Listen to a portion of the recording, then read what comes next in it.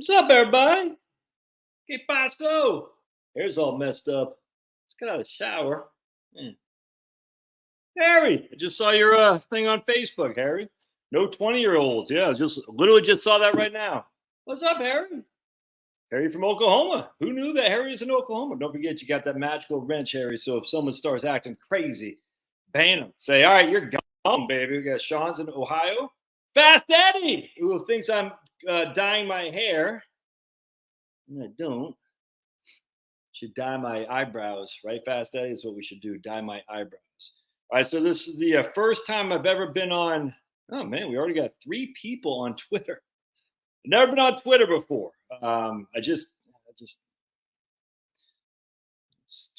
got a shower a couple, about 20 minutes ago because I was working out. I was running. So what I do is I do a mile on the treadmill at an incline of 7, and then I do push-ups, sit-ups, and today I was doing squats. Do another mile. I don't run. I walk. Incline of 7. I do it for a whole mile. That's what I'm saying. So either mile or 200 calories. David Scott, Texas, Boss Weed from Wisconsin. David from the North Carolina coast. Right on, right on. And you sweat, man. You sweat pretty good. And so I do 40 to 50 push-ups, 30 sit-ups, and then today just with squats 185. And I'm 182, so I'd like to do more squats. But we got Pam's in the house, right on. Pam in the house, right on. Maine in the house, Nebraska. All right, all right. Anyway, so I said I got to take a shower. I was initially not even going to take a shower and just do this live stream. I said, nah. We got Everett from Western North Carolina. What Hendo? Is that Henderson? Bo D. Bo Diddy. DB Douglas. Do you smoke yourself? I don't smoke. I don't smoke. I used to many moons ago. Literally just got back from my 7-mile walk, says Christopher. Right on, man. J. Jill Melvano from West Virginia. Vaughn Hendersonville. God, that's what they call it. Hendo. Hendersonville. TJ from Seattle. Look at Thomas Soul's in the house, man. Look at Thomas Soul. Right on. We should be getting around 150 minutes of brisk exercise a week. Got Paul from New Jersey. So Andrew's going to drop some science on us. We should be getting about 150 minutes of brisk exercise a week. So I try to do this every day, as a matter of fact, and I try to do it. And I can tell. I mean, I've lost weight. I stopped. I don't eat as much crap as I used to, and I've definitely lost weight. I don't eat. I try not to eat anything in the morning. Really, I try to eat. My first food should be around 11. Thomas says 11B, embracing the suck. Smoke was referring to the. Oh, gotcha. Right on. Gotcha. Okay, understood.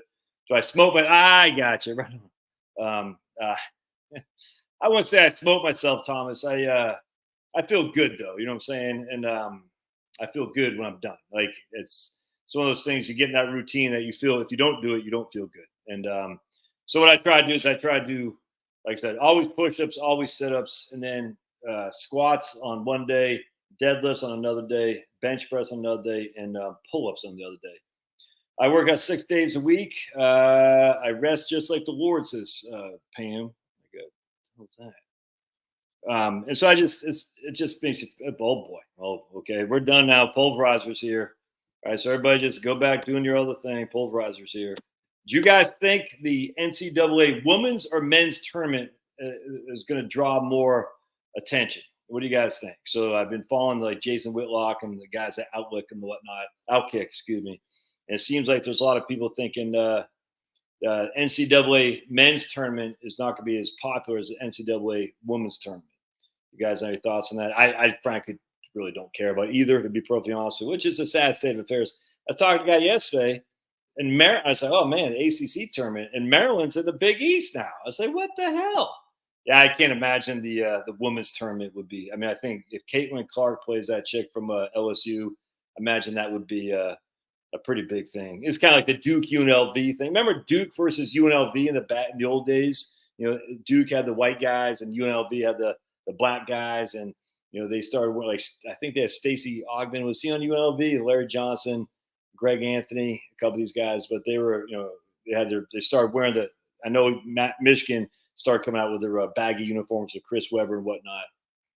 Clark's the only draw. I can completely agree, Ted. Frank, I just don't care. I don't care anything about Caitlin Clark. I don't care. I literally could care less. But I mean, you got to have a protagonist and antagonist. And you're going to back up Dave on the 8% safe withdrawal rate? No. What? Why would I ever do that? But you got to have a protagonist and antagonist. And so anytime you can make it racial, it's even better. You know what I'm saying? Then all the white libs will come out and say, "Oh, I can't support Caitlin Clark," because white libs want nothing.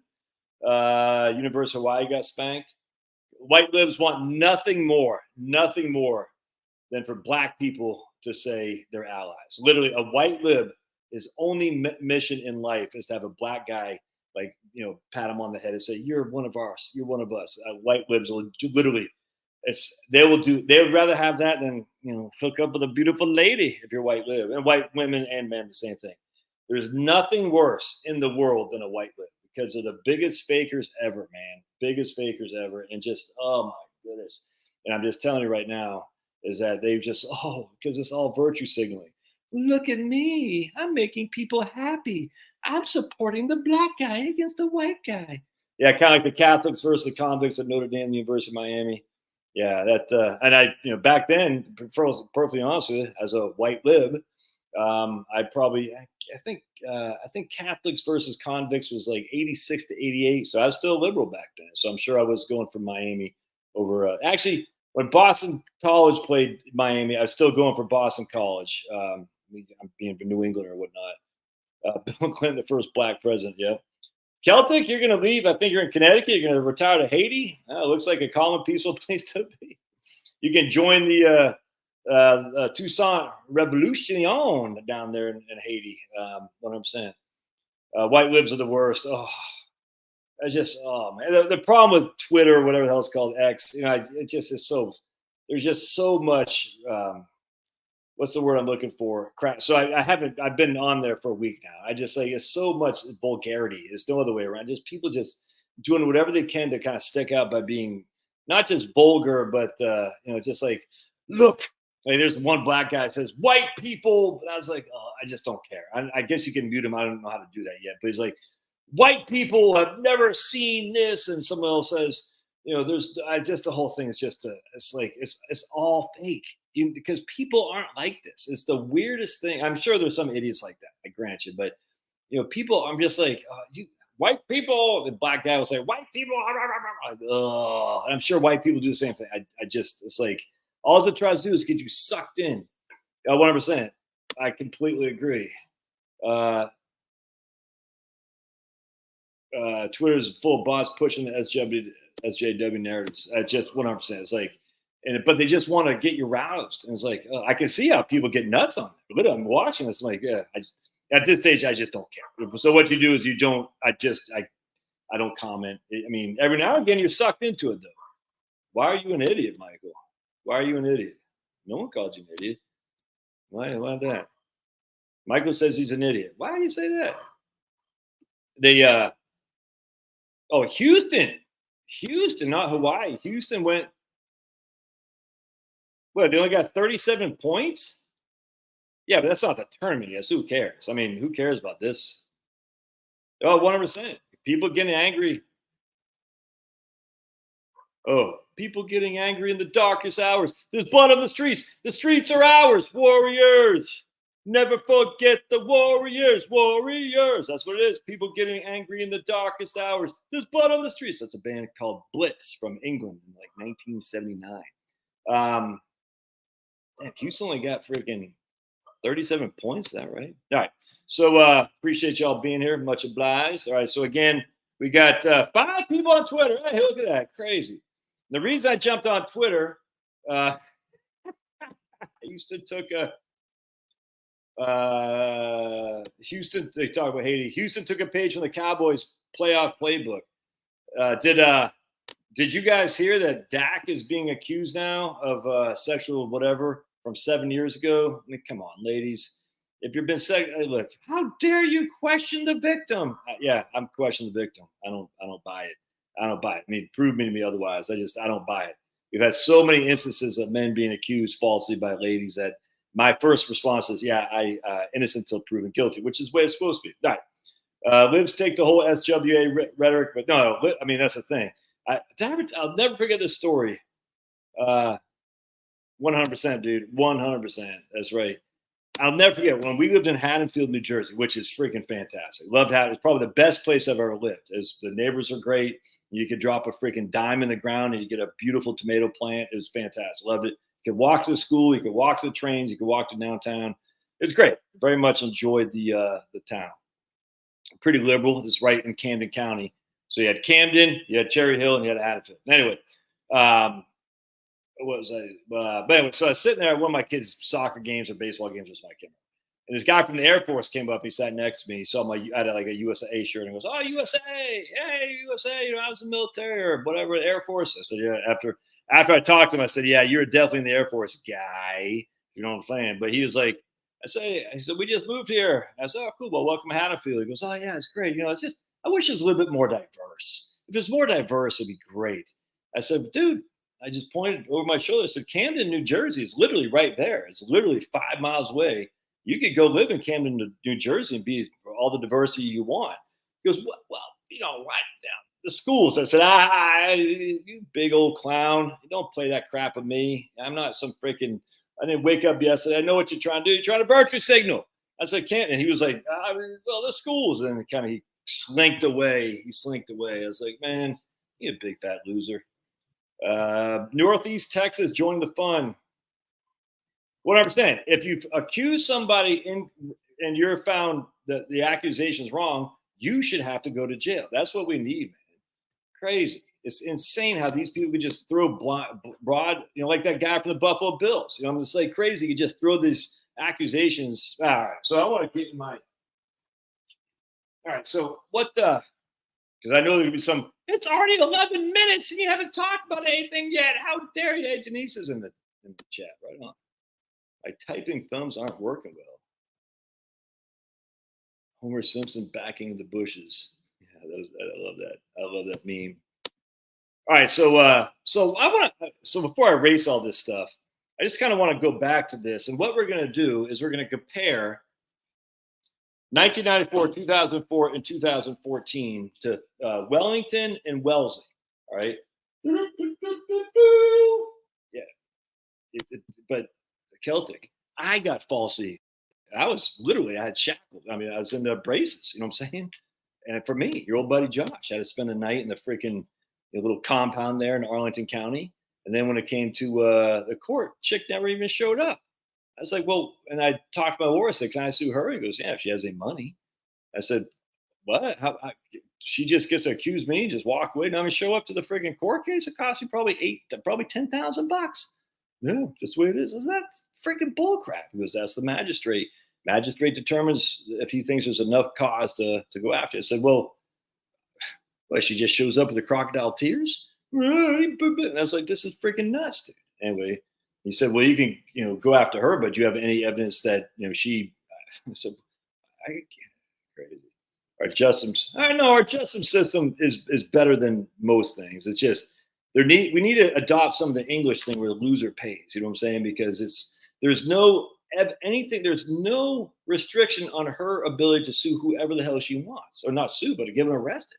There's nothing there other than some magistrate who I remember when I talked to him, I really talked to him. I saw him. I said, where do I go? Because the cops brought me in. And he was just some curmudgeon, cranky guy who I could tell was sleeping. You know what I'm saying? I mean, you could tell he's just like, and I was like, so I was like, how did this get determined? Well, apparently she went in there with a, and cops went down there. He said, yeah, it's a problem enough. Let's go arrest this guy and bring him up. And I was like, dude, it's crazy. And where's freaking Carl? Carl's like, you're always taking the side of the ladies. I said, no, I'm not. I'm not taking the side of it. That's just a fact because I've been falsely accused myself. And it's better than the rest. We just need to put some loser pay stuff in there. I mean, if you're going to falsely accuse somebody and it turns out you're a lying pack, piece of freaking excrement, there needs to be some kind of penalty. That's just a fact. Yeah, plaintiff's attorney, 100%, dude. 100%, Paul. The plaintiff's attorney law would never let the loser pay take. Right. I could not agree more. Absolutely. And their argument is going to be somewhat right. They'll say no one will sue against a company because the company's got the deep pockets if it looks like they're going to lose and they have to pay no one to do. I get it. There's got to be some kind of middle ground here. No. So anyway, So we're going to look at. So right now, I just got up on the board. I got the top 20 stocks. Before I race, I thought it'd be kind of fun to go over this thing here real quick. And we're going to look at what happens with Wellington and Wellesley and compare them to these guys right here. And then what we're going to do is we're going to take 5% a year off as well. This will be a lot of fun, I think. So anyway, so what we're going to do is we're going to go to a portfolio visualizer, and right.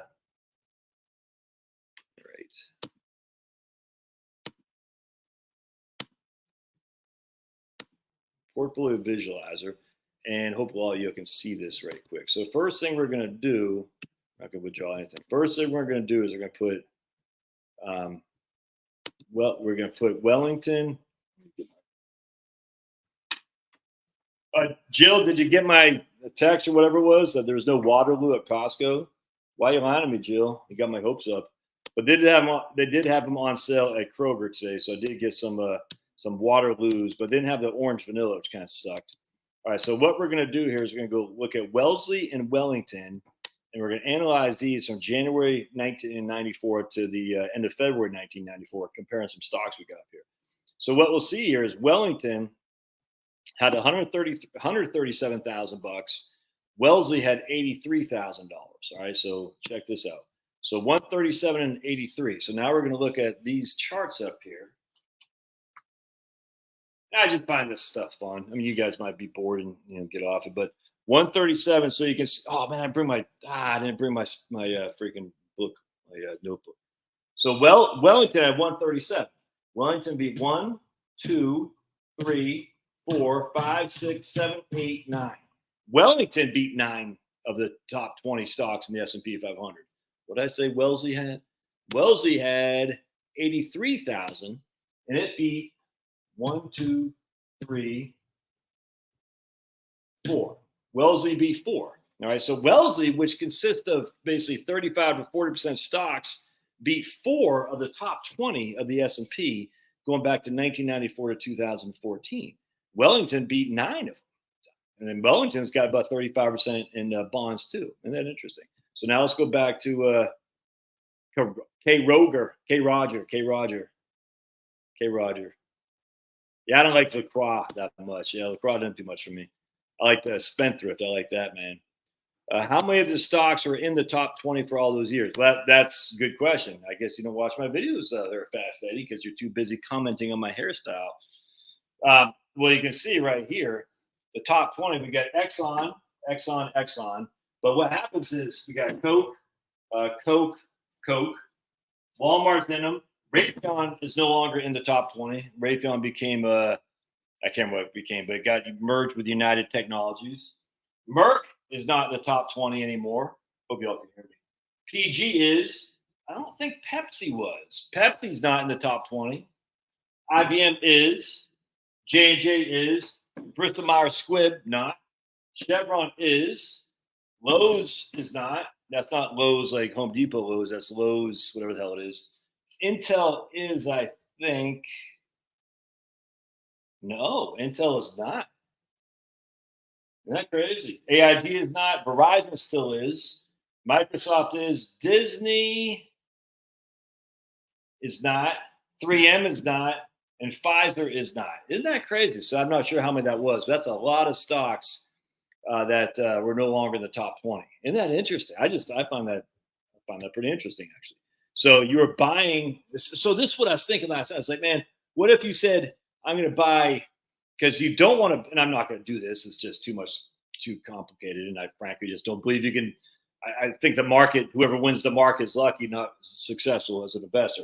But would it be interesting to say, I'm not going to buy the stocks in the top, and I don't know what's in the next 20. I just don't know in terms of market cap. But would it be interesting to say, I'm not going to buy these stuff, whatever it is, Exxon, Coke, Walmart, Raytheon, Merck, top 5. Instead, you're going to buy the whatever instead, because what happens is you can see, they don't stay in the top. That's for very long. I mean, in terms of Exxon, it's still in the top 20, but it's as of 2014 is the number 2, but as of 2024, it's still in the top 20, but not very high. I think it's like 18 or something. Isn't that crazy? I mean, this is 2014. Yeah. So let's keep going. I thought that was interesting. So we know right there, Wellington and Wellesley beat many of the stocks in the top 20. Wellington probably not, but so let's keep going here. So now we're going to go to 19. We're going to go to 2004 and do the same thing. 2004, oops, right there. Again, just using Portfolio Visualizer, Krakow. And right here, Wellington is at 31,000. Wellesley is at 26. Did I do 2004? Yeah. No, I did 19. I did 2004. Right there. Oh, I screwed that up. Hold on a second. I screwed that up. There we go. All right. So Wellington, 2004 to 2024 was at 48,000 and Wellesley was at 33,000, all right? 48 and 33. So let's stop sharing. So now we're going to look at 2004, 48 and 33. Wellington beat 1, 2, 3, 4, 5, 6, 7, 8, 9, 10, 11, and came pretty close to being 12 and 13. So again, Wellington beat the majority of the top 20 in the S&P 500. And I think Wellesley was at 33. 1, 2, 3, 4, 5, 6, 7, 8, 9.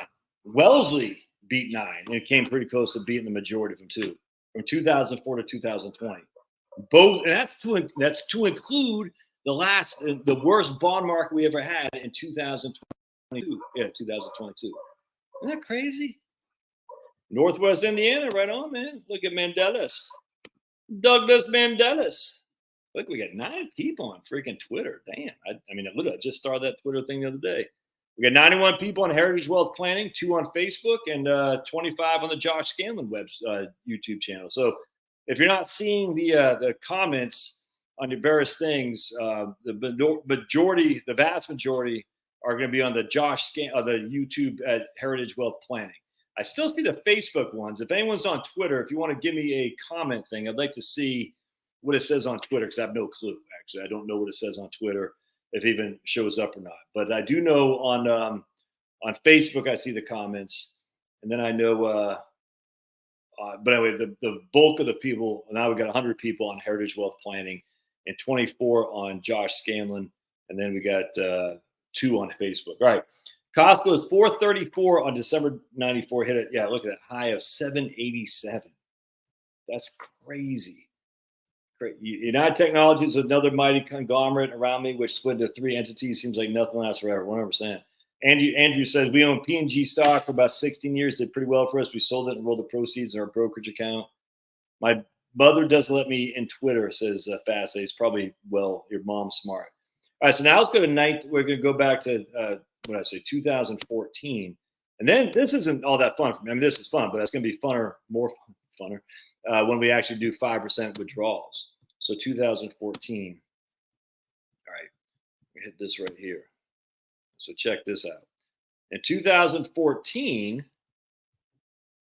Wellington's at 22,000, Wellesley at 17, 22 and 17, 22 and 17. All right, so now we're going to come on. I know you guys can't see this, but very well. 22 and 17. So Wellington beat 1, 2, 3, 4, 5, 6, 7, 8, and pretty much tied with another 2. So Wellington from 2014 to 2024 beat almost half of the top 20 in the S&P 500. Isn't that interesting? Was it 22? Was Wellesley? And again, Wellington had a third of his portfolio in bonds, which got destroyed in 2022. And Wellesley was at 17. So Wellesley was at 17. 1, 2, 3, 4, 5, 6. So Wellesley beat 6. Crazy, man. Crazy. Anyway, I thought that was interesting. All right, but where it's going to get even more interesting. Check this out. So what we're going to do now is I got to share the screen. Share the screen. All right, so check this out. Back test.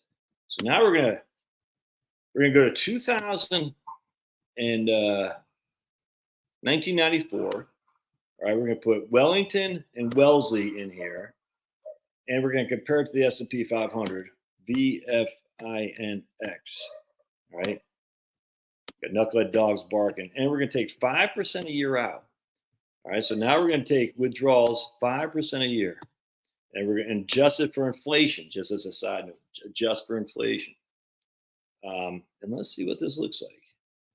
All right, so we're going to hit analyze. So remember, we're starting with $10,000. Doesn't matter how much we start with. We're starting with a certain amount of money, $10,000. We're taking 5% a year out, adjusting with inflation. Let's see how things shook out. So at the end of I guess I didn't even, oh, sweet. I don't even need that one. Nice. Hold on a second. That means I could throw another. Okay. Well, we'll come back to this one later. So at the end of 2024, basically the end of February 2024, Wellington had a balance of, Wellington had a balance of 136. All right. S&P 500. Am I doing that right? Hold on a second. I just gonna make sure I'm doing that. Withdrawal fixed amount. Oh, I did dollars. Okay. Well, no wonder why I screwed that up. All right, there we go. 500. There we go. Okay, cool. We're doing 5%. All right, let's display income too. There we go. That was factor regression mean? I don't even know what that means. You're not very smart, Josh. No, I'm not. All right, so Wellington. So we got Wellington. Wellesley's portfolio 3. All right, cool. So Wellington, you start with $10,000. You take 5% a year out, adjusted with inflation. Wellington, the final balance is $58,000. Wellesley was $26,000. I mean, double what you started with, and S&P 500 was $82,000. The worst year ever for Wellesley was 10%. Wellington's 22, and S&P 500 37. And you can see on the chart here that here's Wellesley, here's Wellington, and here's S&P 500. And you can see that, at the end of the day, while the S&P 500 left Wellesley in his tracks there, you still had more than what you put in. That's to include the worst bear market we've had since even worse than the Great Depression when you factor in inflation. And then if you actually do a log, watch. So this is Wellesley right here. I thought that's pretty interesting. So that's 1994 until 2024. You can see Wellesley and Wellington held their own. They did. S&P 500 held its own too, except for the fact that the worst, you had a max drawdown of the S&P 500 of 57%. And I just don't think a lot of people could hang with that. I just don't, man. Not when you're in retirement, that's for sure. All right, so now what I want to start doing, though, so remember, Wellington and Wellesley each had, so we got to write that down. Wellington had 58,000 from Wellington, and then Wellesley had 26.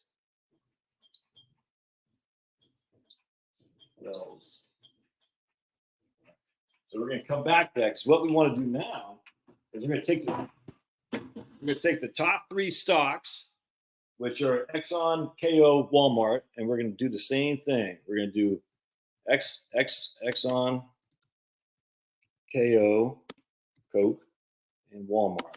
It'll be interesting to see. And then we're going to do 5% a year off and see what these guys do. And what's going to happen here, we'll go back to 1994. So Exxon final balance is 95,000. I got 1 second. I got to put 100 there. I need to, there we go. I don't think I need to do it up here. I think I can do it over here now. So I can sit down while I'm doing this. Hang tight. Oh boy, hang tight. All right. So Exxon now. Make sure I'm sharing, because last time I wasn't sharing. Yeah, okay, cool. Exxon has 95,000, Coke had 46,000, and Walmart had 110. So if memory serves, Wellington had 58 and Wellesley had 26. So Wellington beat Coke. Isn't that crazy? And the S&P 500, of course, had 82,000. Interesting. But now it's going to get worse. Watch this. Oh, man. You got Raytheon, Merck, and P&G. So Raytheon, Merck, and P&G. Raytheon, I think, was RTX. Is that right? Yeah, Raytheon. I think that did fine. Merck and P&G.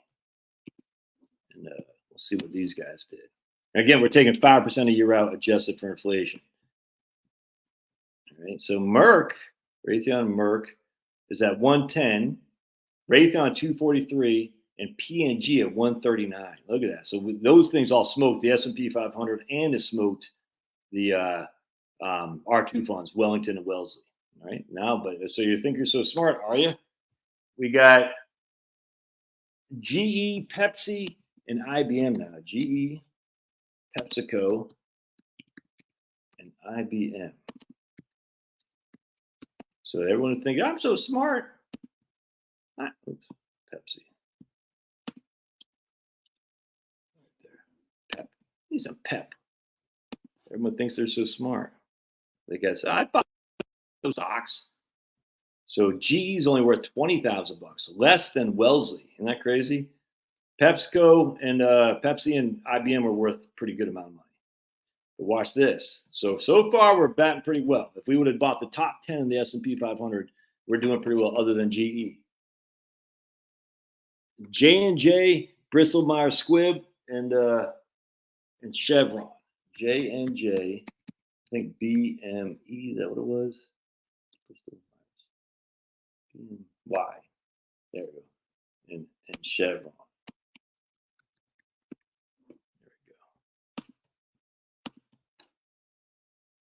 There we go. Oh wait. Canada. Why you got to put? I don't want Canada stocks. No one cares about Canada.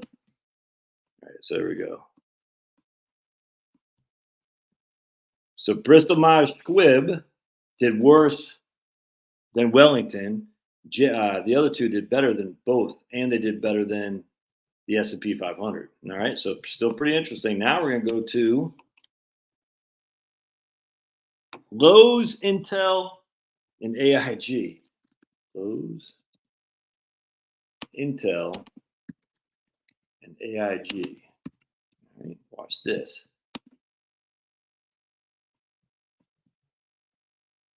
Yeah, look at that. All three did worse. Here's AIG. Your goose is cooked. Here's Intel. Wellington did better than that. And here's Lowe's. Wellington did better than that. In fact, Wellesley almost beat Lowe's. Isn't that interesting? All right, so now lastly, let's go to not lastly, Verizon, Microsoft, and Disney. Verizon, Microsoft. I'm going to keep the Verizon thing here for just this. I want to come back to Verizon here in just a couple of seconds. Verizon, Microsoft, and Disney. And Microsoft, look at that. So AIG, Verizon, you're freaking, you suck, dude. Look at that. 12,000. You start with 10, you're down to 12. Look at Microsoft, $2 million. And then Disney, $32,000. I mean, look at that. If you could have called Microsoft right, you're in hog heaven. And the last two are going to be 3M and Pfizer. Oops. And then Pfizer. Oops. There we go. And watch what happens here. And I can't remember. I did this. I just can't remember what happens here. I got to put some. Watch this. So 3M, you did worse. Than Pfizer, you did better. But I'm going to show you guys something. So watch this real quick. We'll go back to Verizon. Because a lot of people say, but Josh, I'm getting a big fat dividend yield. We're just going to zero this out. We're going to zero that out. But it's paying me great, don't you know? Watch. I just want to show you again. Here's freaking Verizon. You only made, you were making okay rates of return. But you're only down. Your final balance is $12,000. You start with 10. Look at that. You look at this. This is a thing with when I say high dividends, higher than average dividends. It's just there isn't much of a share price change. You're just getting the dividend, and that might be okay, but you're not making any growth. Let me just get my phone here so I can see what Verizon is doing right now. There's just not much growth to be had. And the thing with high dividends, especially anything like utility stock. Now, mind you, I own 100 shares of Southern Company, and the dividends are nice, but there's just, if you're pulling money out, look at that. You're basically pulling your dividend out. And after 30 years, you're just left with your principal, essentially. It's almost like a bond. It's like a bond right there.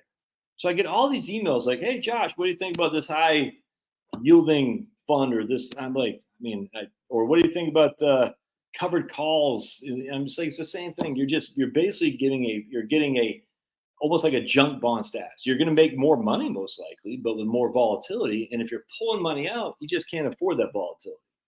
If Verizon's, I mean, look at that, man. Verizon is a dog. Yes, but you make it all in the dividends front, but you didn't make any growth. And see, this is the issue here, is we want growing dividends because growing dividends are where the bills get paid. Flat dividends in terms of just, again, this is what pulling money out. Let's look what Verizon did if we did not pull any money out. Let me share my screen again. I'm not here to bash Verizon, but I hear this all the time. I'm getting a high dividend. I'm like, if you're pulling money out of that, there's risk inherent in that because you might be pulling more money out than the dividends paying, especially today with the dividends so low. Anyway, so we're going to see instead of doing a withdrawal, we're not going to do a withdrawal. We're just going to say none.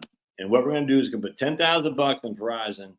And just for giggles, we compare it to the S&P 500, right? And we're going to reinvest dividends. So comparatively speaking, Verizon relative to the S&P 500 is worth $59,000. The S&P 500 is worth 188. And you can say it's because it's a dog or anything like that, but it still maintained itself in the top 20 of the S&P 500 all these years. Just haven't done anything.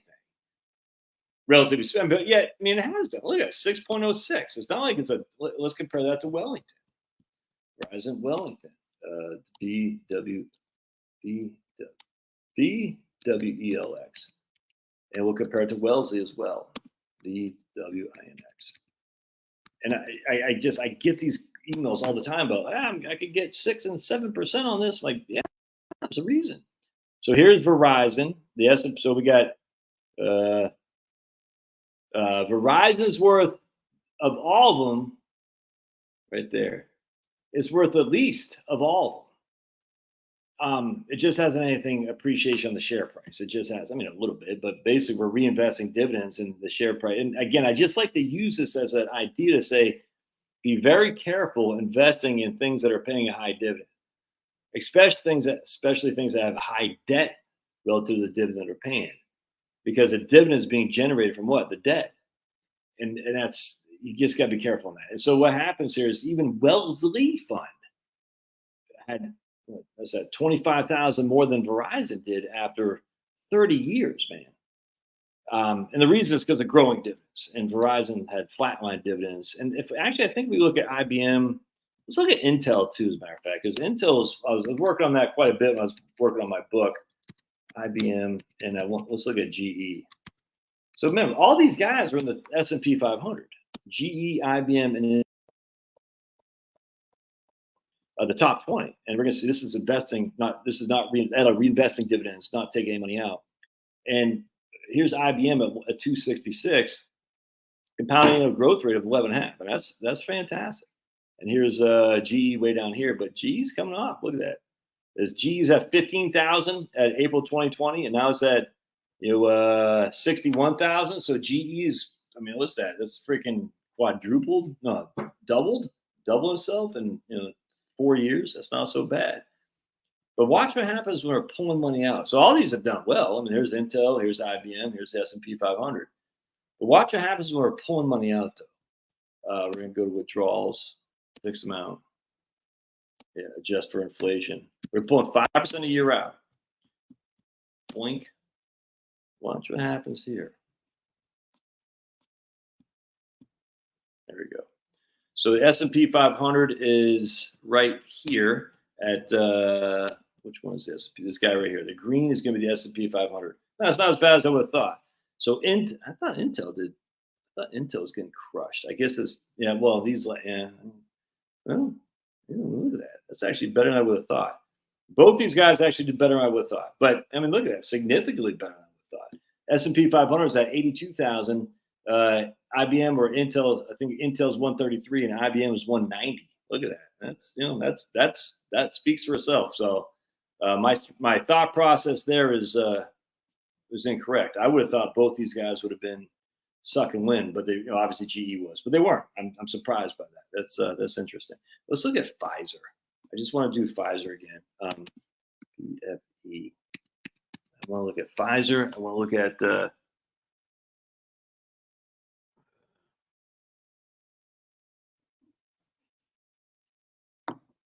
nothing really else jumps out at me. Let's just look at Pfizer. Let's just see what Pfizer has done. Because I remember people used to buy Pfizer for the dividends as well. Let's see. And Pfizer is where? Where is Pfizer? Portfolio number 1. And portfolio 1 is at 82,000. Well, Pfizer did okay. All right, I'm surprised by that. Had a nice run here from 1994. Look at that nice run. All these guys had a nice run. We'll come back to that. Let's actually see, and we'll just see what the comments are saying. I bought Chevron decades ago. Been collecting dividends every year. I'm now receiving 20% yield to the cost of my original investment. Yeah, that's fantastic. Like QYLD. Is that one of the so in this case we're reinvesting the dividends.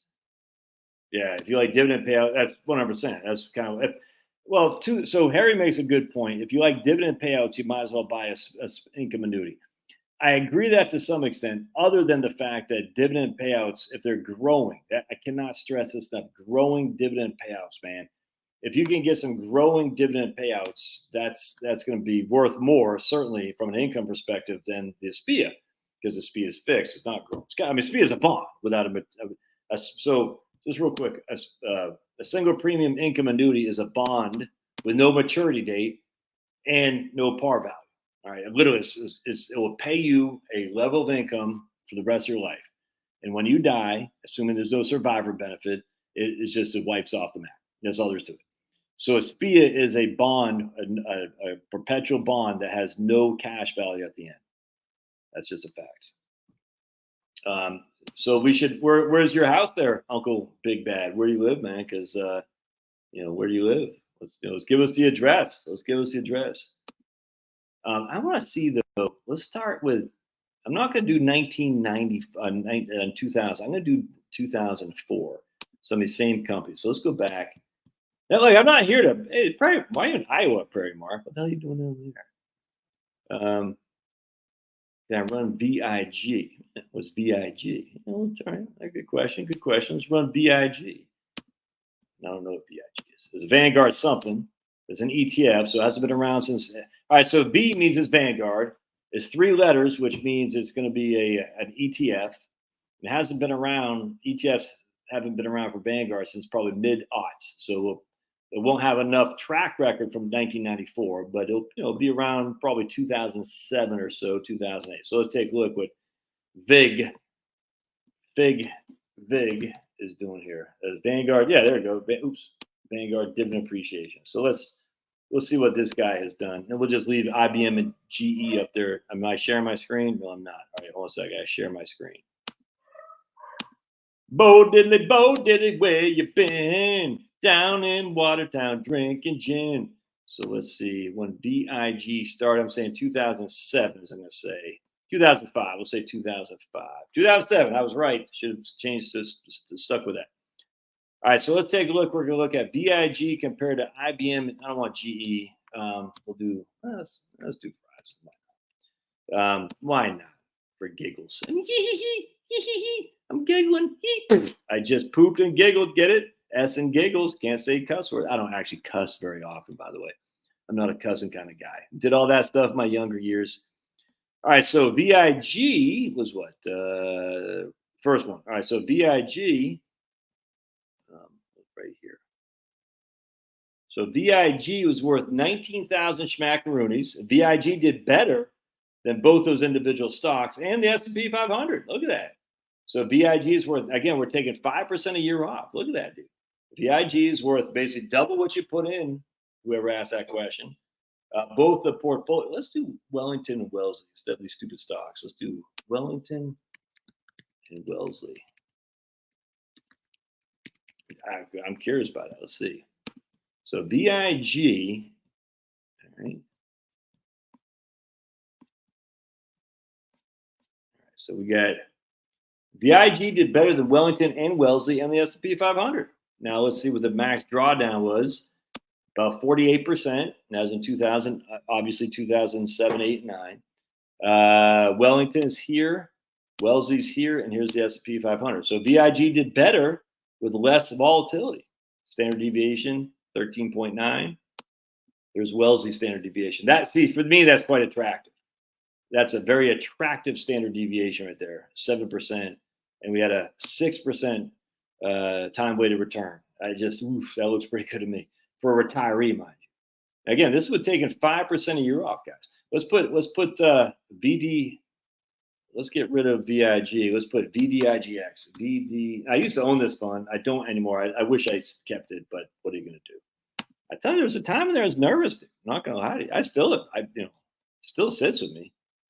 All right, so here we're going to go back to the VDIGX, which is the Vanguard Dividend Appreciation Mutual Fund or Dividend Growth Mutual Fund, which I used to own. I used to own Wellington. I never owned Wellesley. And we're going to compare all three. All right, so portfolio one is VDI. Actually, what was portfolio? VDIGX. Oh, wait, am I taking money out? Yeah, I was taking money out. All right, sweet. Yep. So here's portfolio one. It only worth $27,000. What? Is that right? Portfolio two is Wellington. Portfolio three is Wellesley. Is that right? It is. Whoa. What? Yeah, VDIGX. Damn. Look at that. What happened? Whoa. I never knew that. Look at that. Standard deviations double that of the Wellesley, and yet it had almost the same rate of return as Wellesley. Compounding annual growth rate. Whoa. This is what happens when you're concentrated, because VDIGX only has like 40 stocks. That's crazy. I'm stunned by that. I'm not going to lie. You guys see what I'm seeing, right? Yeah, okay. I'm stunned by that. Went through Moderna. Let's see here. Hey, my daughter's little bitty dog like Pablo's named Paco. We think we came across Pablo's brother about 4 years ago. His name was Paco. Pablo is great at sniffing out the best products, yeah. Oh boy. Jill says, I like seeing that old 2018 video. You're so buttoned down and serious. Hardly recognize you. Even your voice sounded different. Maybe the mic, but barely recognizable. I don't think I had a mic, Jill. The reason is back then it probably sounded different because there's a different route. I mean, I watched some videos and you can kind of tell when people are not saying nervous, but you just get it's like I'll never forget when I first started doing these videos.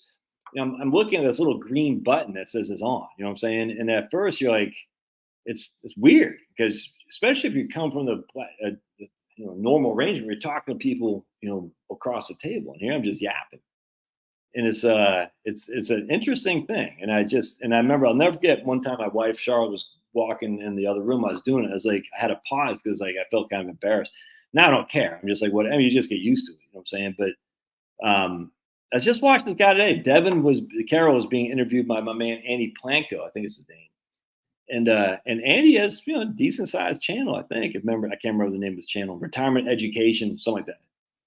But he doesn't do enough videos, and you can tell he doesn't do enough videos because he's not nervous, but he's just very it's not what's the word? It's not nervous, but it doesn't flow well, if that makes sense. I'm not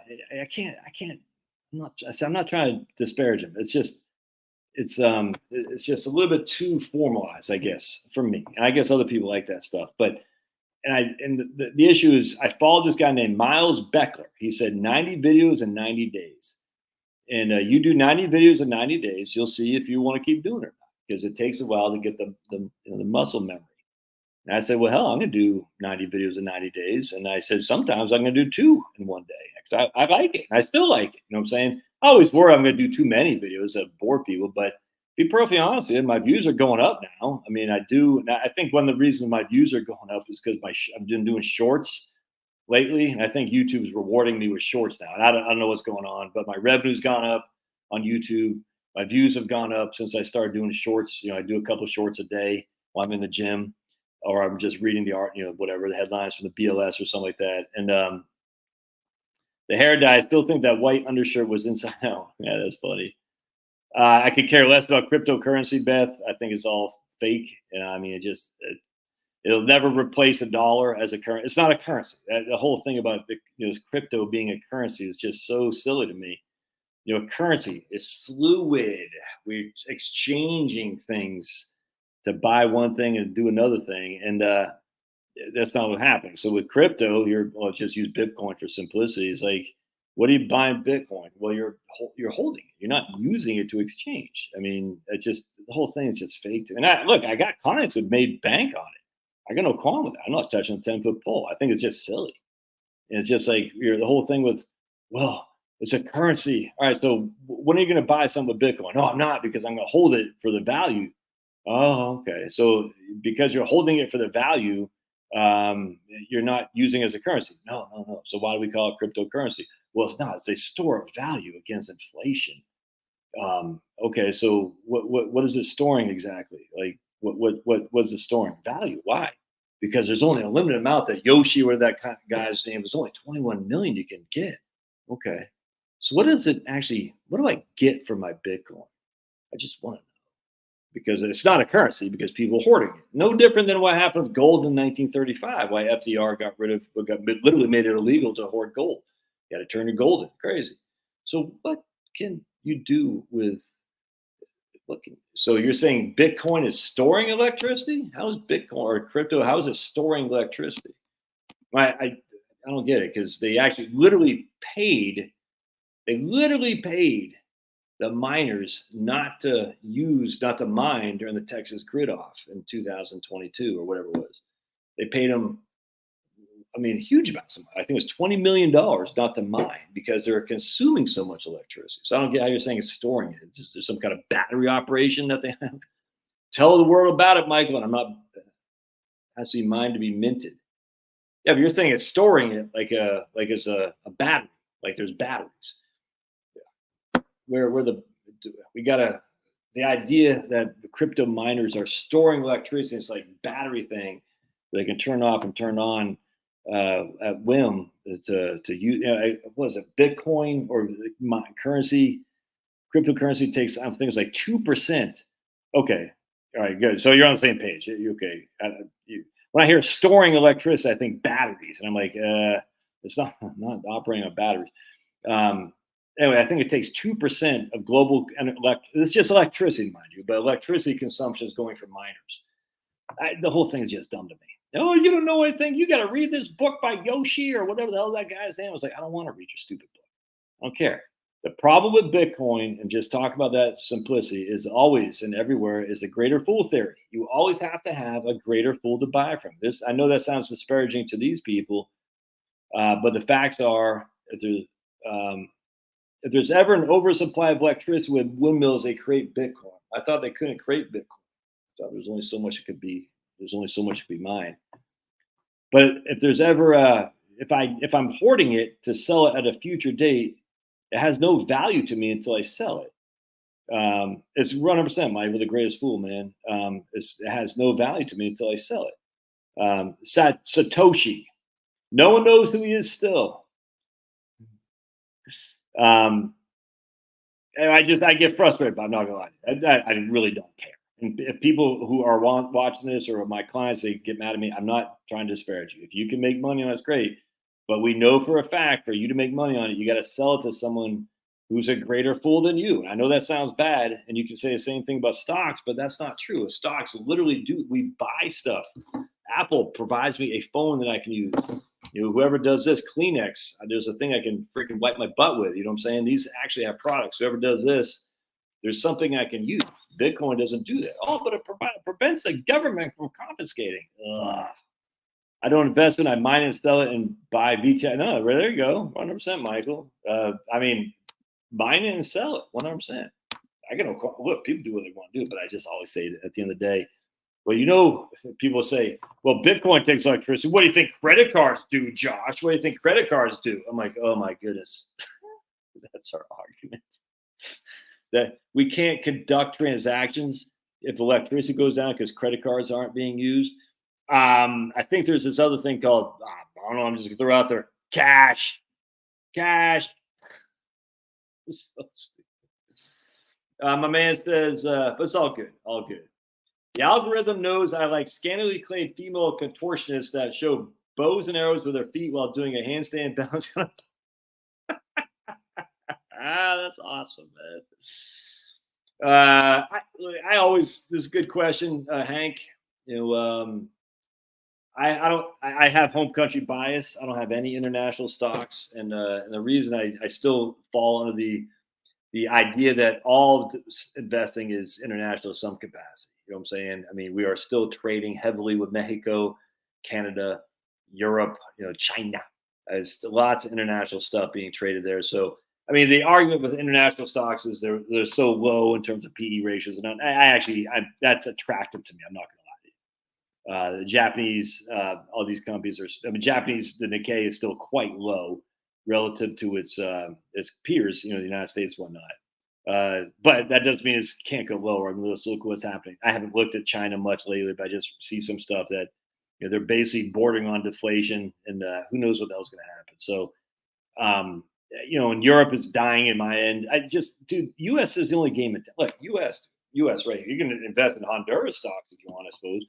But it's U.S. or bust. It forever will be, man. I mean, you know, the empire will collapse at some point. You know what I'm saying? But it's not. I mean, we are still the only game in town. I mean, China's an S show. I mean, it really is, dude. It's not capitalist. We're not capitalist either, I grant you. But you know, it's run by freaking commies at the end of the day. I mean, they're fascist, and so aren't we. But you know, still commies. You know what I'm saying? They don't just China's silly. Their population is, I mean, literally dying off as we sit here. I think the latest projection, they'll have less than 700 million people at the end of the end of this century. I mean, who knows that's right? But at the end of the day, you know, private property is not. There isn't private property rights and all that stuff, and just the whole thing is silly. You know, they can get away with a lot of stuff by stealing our technology, which I wish we'd crack down on. It seems like we shouldn't have these Confucius things in American schools and whatnot, and we should definitely be freaking throwing people. Make them ride the lightning when they're found to be traitorous with the United States, giving our assets to China. I don't know why we don't do that, but I guess, you know, who knows? I guess we all kind of do know why. Because lots of people are making money on China, which is why I'm in favor of the TikTok ban. The TikTok ban, by the way, isn't a ban on TikTok. It's to make the commies divest. Make them divest, and I like that. Make them freaking commies divest, dude. You see what I'm saying? That's what we need for national security, 100%. And TikTok is not being banned. It's just say the commies can't control it anymore. I love it. I think it's a great move, and I hope they freaking go through. And everyone's like, well, they're going to do this. Don't you know what happened with Facebook and YouTube and all that, where they censored people? I said, no, I get it. What I'm saying, I don't like that. But this is a whole different ballgame of having commies. Do people not know what the commies were doing for TikTok in 2022? They did this mass campaign, election interference from, you know, foreign governments like crazy. They did the same thing on Facebook or Russia. The evidence is so minimal in that it doesn't matter. At the end of the day, the Facebooks and all these guys are still owned, we think, by pro-Americans. I'm going to think, you know, who knows, but it's still owned by us. Those things are still controlled by commies. We don't want commies being able to engage in election interference. We don't want commies being able to freaking tell people. Something else I was listening to, because I was listening to the guy from the FCC, who's a right winger, by the way, definitely not a shrink and violet, definitely not a lib. He was saying the TikTok algorithm shows Americans like porn, suicidal stuff, bad stuff. So if you're a 17-year-old kid on TikTok, it's kind of like I was talking about Twitter just a few minutes ago. It's like how Twitter is just so geared to making people hate each other.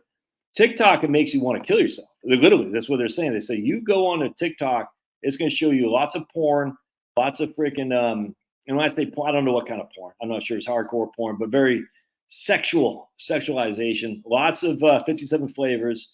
But mostly what the guy was saying is a lot of suicidal depression stuff. Horrible, horrible stuff. You go the same thing in China, it's showing like people crushing. The Chinese people are freaking crushing it, man. Our politicians are already owned by commies like Biden because Biden can't show people that at the end of the day, you should be depressed or things are bad and all that. The algorithm is 100%. This 100%. And look, I was, so the algorithm is what they're using to destroy our youth. Half of our population on TikTok, and they do collect that. Not only do they collect the data in China, not only do they do election interference, but what they're putting out is bad for children in terms of the suicidal stuff, how bad things are. And I'm not on TikTok. Some with Microsoft, and he says do not use TikTok. And then in China though, you go on there and they're showing people freaking crushing. They're showing them making, doing all kinds of engineering, just kicking ass and taking names. Maybe I don't know if I agree with that so much. I mean, I don't know, maybe. They won't sell their algorithm 100%. Did Bill Bengen said the 5% withdrawal revision now requires small caps and international exposure to work? Yeah, I don't know if that's if Bill Bengen is now saying a 5% withdrawal revision now requires small caps and international exposure. He might have, but why would with the diversity? Why would that be the difference between it working and not? This is my issue here: is that we're going back to the bias of the past to determine our future. And there is a small cap value bias. There's just a and this was I can't remember the other guy's name. There's another guy that I did a video on him 4 years ago. Can't remember his name. An older guy, and people got pissed. I said, the small cap value bias, dude, it was a tiny slither of time from 1926 to basically 2024, essentially. And it was from like 1976 to 1983 or something like that, where small cap value stocks did so much better than anything else that forever people are going to think there's a small cap value bias. You take out that 7 years time, there isn't any. Then people say, but that's historic. That's historic. I said, yes, that's the problem. It is historic. That does not mean it's going to be probable in the future that you're going to have that the same 7 year bias. It's literally for me. I'm like, what? People they're saying, well, you can't pick and choose. I said, I'm not picking and choose. What I'm saying is because there is a small cap value bias, it's based on this 7 year time frame from 1976 and 1983. You take out that 7 year time frame, there is no small cap bias. Yeah, but that's historic numbers. Exactly. That's what I'm trying to say. What you're going to say there's going to be another 7 year time frame, the small cap value, you're going to just so dominate everything else to make it because of history? It doesn't make any sense to me. That doesn't make any sense. I find it frankly quite silly. The same thing comes with stocks and bonds. People say, well, stocks dominated bonds, for the last 100 years. I get it. You take out basically a 20 year time frame from 1948 to 1968. Stocks beat bonds, but not like a redhead stepchild if you add that time frame in. And people say, well, it's historic numbers. Exactly. That's what I'm trying to say. That's the problem. Use historical numbers because we're not going to have a 7 year small cap just destruction of everything else. We're not going to have a 20 year stock destruction of bonds. Like literally the destruction of stocks over bonds in that 20 year time frame is like nothing anyone's ever seen. If you look previous to that, bonds and stocks are kind of neck and neck. You look from 1982 to 2011, bonds and stocks did better, don't get me wrong, but bonds held their own. It's just a fact. In this last decade, bonds haven't done anything. I grant you, stocks have done, and you should. You expect stocks to do better, but you take out that one time frame. It's a long time frame, I grant you. But still, to use historical numbers means these things will have to happen again. A 20 year destruction of stocks over bonds, a 7 year destruction by the small cap values over everything else. Why would that ever happen again? What caused these things to happen? I wonder what. Well, 1974, ERISA got rid of some of the rules and regulations that you didn't have to own all large caps anymore for your pensions and your employee plans. You can own you could even, if memory serves, you even own real estate. And for some reason, small cap stocks got the bulk of that. and their portfolio, their market values went up and up and up. Is that other risks going to happen to make small cap values do this again? What could it possibly be? Look at Eddie Duncan give me a thumbs up on Facebook. Right on. Don't make sense to me. Man, I got 19 people on Twitter. What the hell?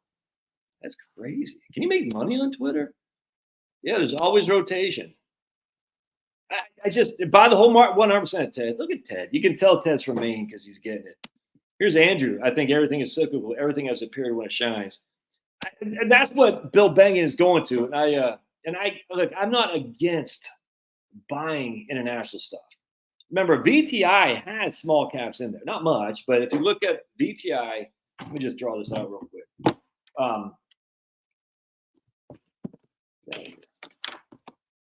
So VTI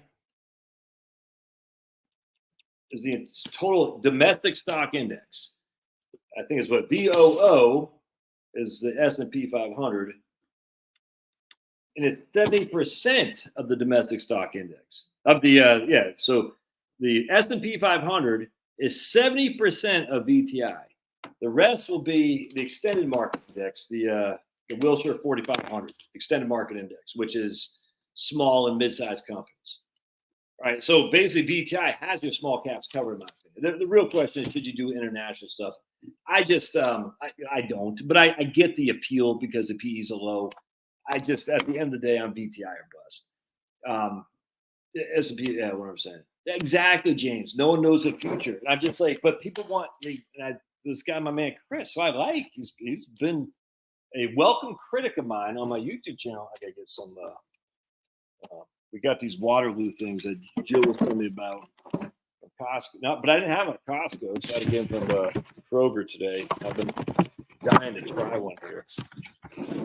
But the idea that the past can tell us anything about the future is just not true. I mean, could it? Sure.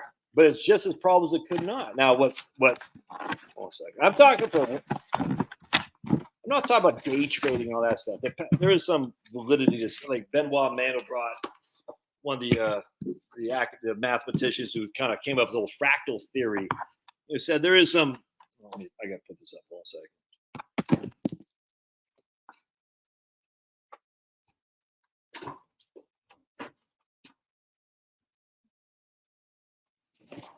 Show you all the way. I think I did a short thing on that. Yeah, I can definitely tell YouTube is liking the shorts to compete with TikTok. And so there'll be more to come. It's funny just doing that. Now, I think actually, when I was running today, not running, I was walking on a treadmill. I actually kind of just started watching some shorts. It's kind of easy to fall and say, just to let them run this course. It's kind of funny, actually. After you have Waterloo, I've had Waterloo. I still like Spendthrift, though. Top of the morning to you. Yeah, it's pretty good. That's a raspberry nectarine. I wish they had the orange vanilla.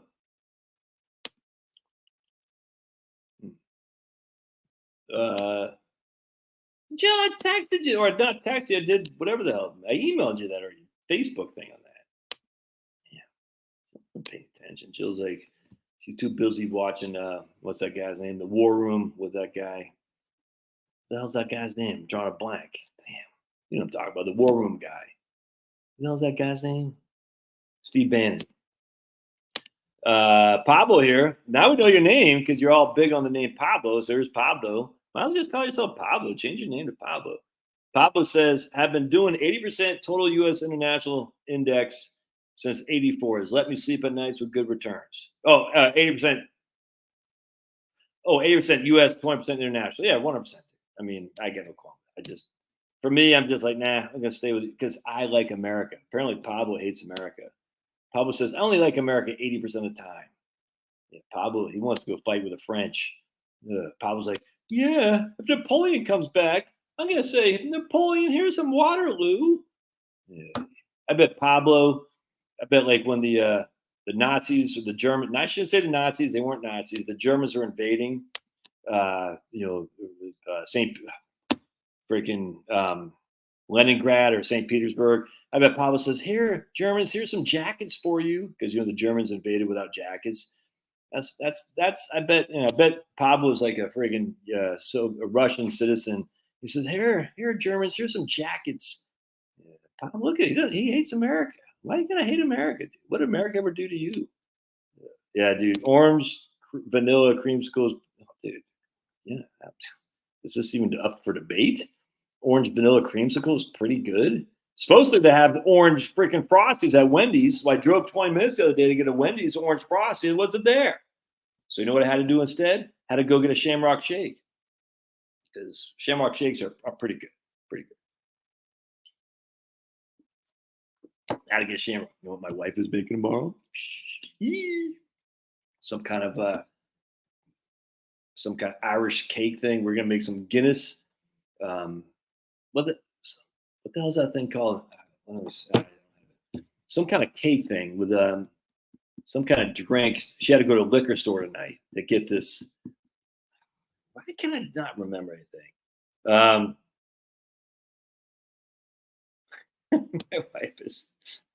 My wife is half French, half Lithuanian. Only like her half the time. I'm with Pablo. Oh man. No. Oh, right on. So there you go. So Pablo said to freaking Hitler, "Hey, why don't we invade St. Petersburg and not give our soldiers jackets? How about that, Hitler?" And Hitler's like, "You got it, Pablo." So it's freaking Pablo's a culprit here. No, they only had this right here. I mean, that's it because it was on sale at Kroger.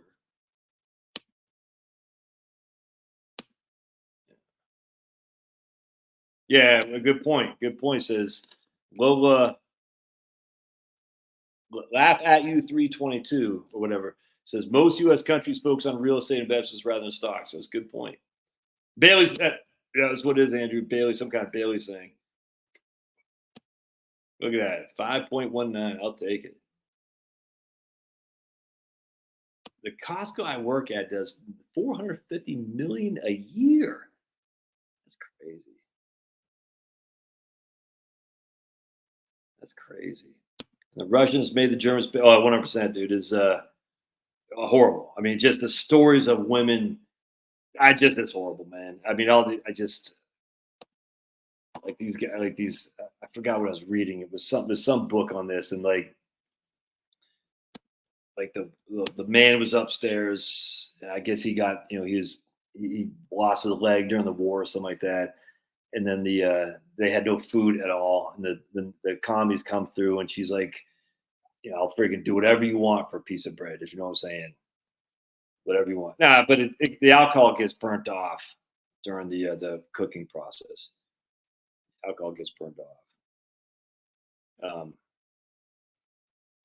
Paul Merriman, that's what it.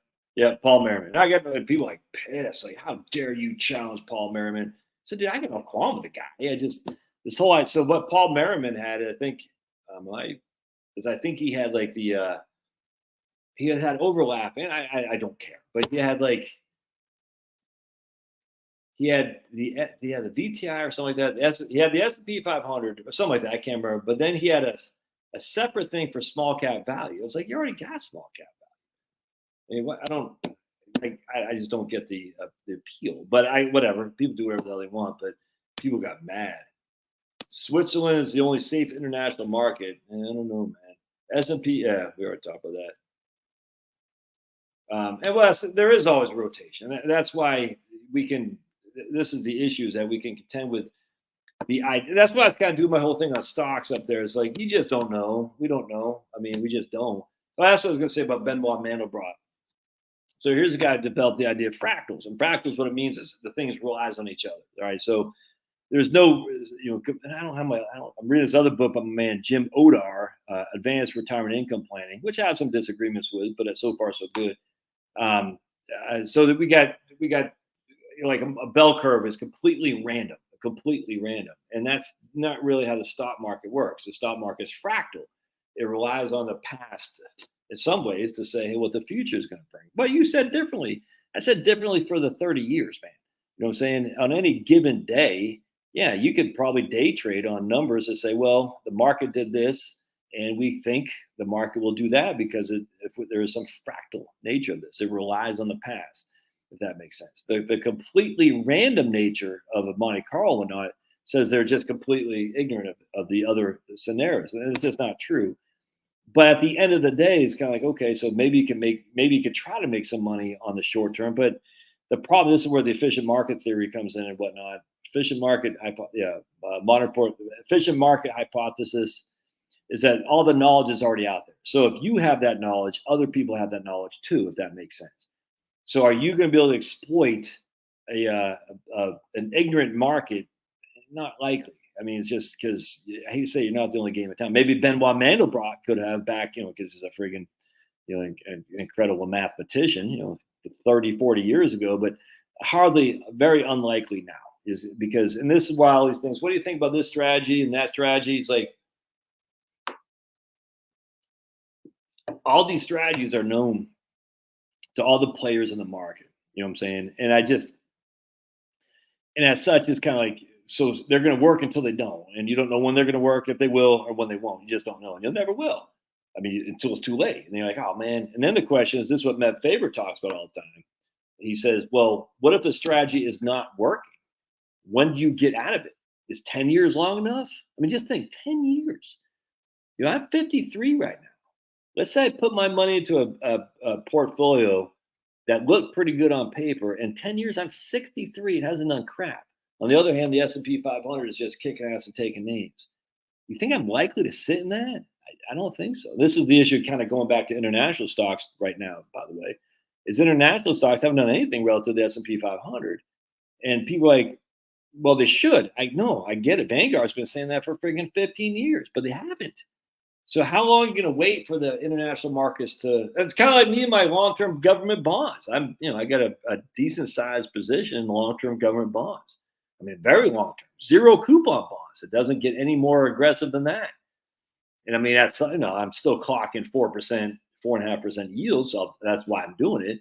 But let's just say I never get the pop I'm anticipating. Again, I'm getting 4 to 4.5% yield, so I'm fine with that. But if I wasn't getting that, and then the S&P 500 is freaking going to the moon and beyond, I'm like, dude, how long am I going to stay in there? I mean, 5 years, 3 years? That's the issue. So at the end of the day, it's just be in the whole market and let the chips fall they may. So for me, the only question isn't small caps or large caps, guys say just get everything, is how much international, if any, you want to do. And I get the appeal. The lower price to earnings ratio is 100%. I get it. Probably higher dividend yields too, because the prices haven't gone up as much. But I'm just like,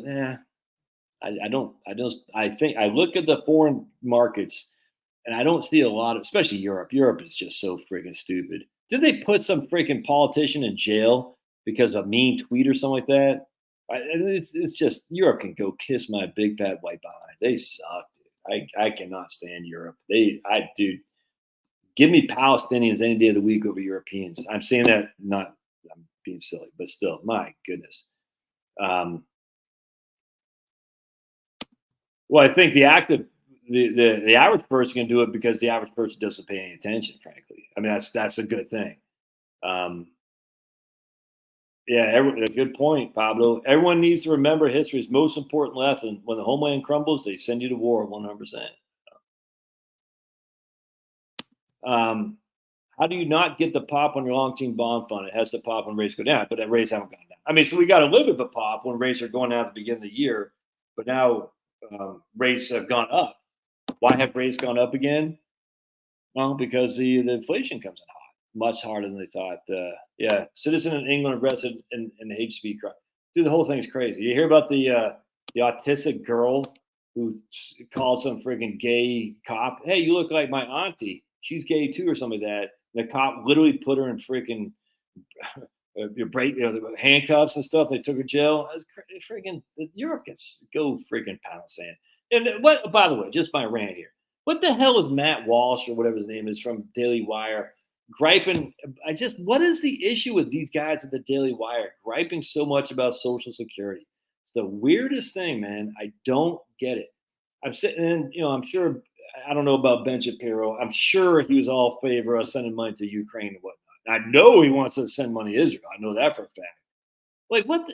And then Matt Walsh, like, yeah, we should cut 4 and 8 off. I've been saying that for years. Well, okay. Well, start with that. How about that then there, Matt Walsh? How about we start with cutting off freaking money to other people instead of cutting off money to ourselves? Why don't we make that argument and say, look, we need to fix Social Security. We got to come back to it because first we got to fix these other things. What the hell? Just, All right. So Jill has a good question about bond funds. They can all kiss my big fat behind. Why is it that conservative Inc.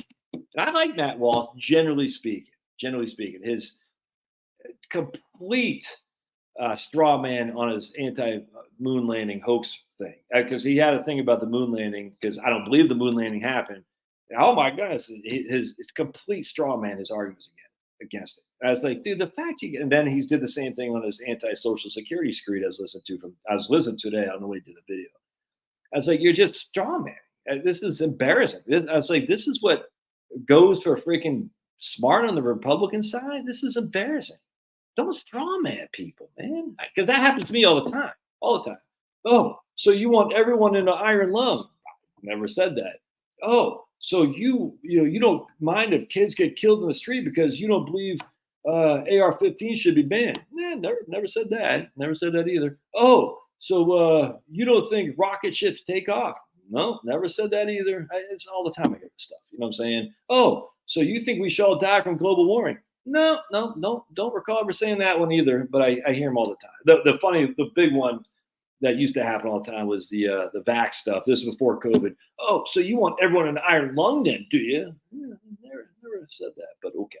And then same thing about firearms. Oh, so you want little children to be shot down the street, do you? It's like the libs do that because they're not as well thought. They're just because libs have had everything fed to them with a silver spoon. I mean, the libs are just like, I'm okay, media. You tell me what to think.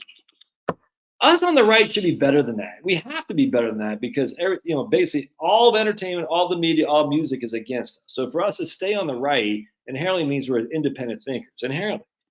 And so for us to use straw mans against arguments that you might find silly, it's beneath what Republicans and right wingers should do. I hate to say Republicans because there's so many idiotic Republicans, but what about healthcare? What I'm saying. Oh, interesting. If we faked the moon landing, the Soviets would have been all over that. Oh, would they have been? Interesting, because we do have some that were all over that. Weird, but you haven't heard of them. So because you haven't heard of them from the Soviet Russian astronauts, you haven't heard of it. That means the Soviets didn't say anything about it. Interesting. So if we have Soviet astronauts saying it was faked, would that say that they were all over it? What would I do? I don't know. I mean, I just, what would I need to believe that the moon landing happened? I don't know. I don't really think about it that much, to be perfectly honest with you. I'm very content in the way I see the world, frankly. That doesn't mean I'm not open up for ideas, but kind of at this stage, it kind of bores me because people show me the issue isn't for me to be convinced the moon landing happened. It's just for people who are aggressively against that idea that I hold. They don't want to see any of the evidence I have seen. They don't. They're like, I don't want to get too deep in this because this frankly just bores me. I just don't care all that much anymore. But we have a video of the flag flying, waving. It goes off camera, and then it comes back on camera. This is just a fact. And it's not because Neil Armstrong walked by it. It's not because the exhaust of the LEM. It's just not. So we have these things, and then what they'll say is, "Oh no, the reason it was waving is because the way the flag was planted in." And I say that's not what we're talking about. We're talking about two different things. But a lot of the pro moon landing people don't want to hear it. And it's okay. At this stage, I just really don't care. It's like whatever. Believe what you got to believe. I don't care. I don't hold anyone's like you're crazy. I literally don't care. I find it funny. Got a lot more things to worry about, and one of the things to worry about is maintaining Social Security, and that's where right wing Inc. is just going off the rails here. And so then we get rid of the Republican Party, get rid of what's his name, George Santos, to virtue signal. And now I'm sure Ken Buck voted to get rid of George Santos. I'm sure what's his guy's name, McCarthy there. I'm sure he voted to get rid of George Santos. and they all just leave before the term is up, which leaves the Republicans like a 2 seat, if even that majority. The whole thing, and Ken Buck can kiss my big fat behind. I don't know if you heard about that, but he, a congressman who resigned, he's like, I'm giving you like a day, and I'm leaving. I'm like, you suck, dude. I mean, it's like what? And when he's being interviewed, one of the things he says, well, I got to start looking for work around here, DC. So he's trying to become a lobbyist, and so he wants to become a lobbyist. And you know who butters the lobbyist bread? It's big government Inc. Dude. I could have sworn Ken Buck ran as a Tea Party right winger during the 2010 Colorado Senate race. I could have sworn it's Ken Buck.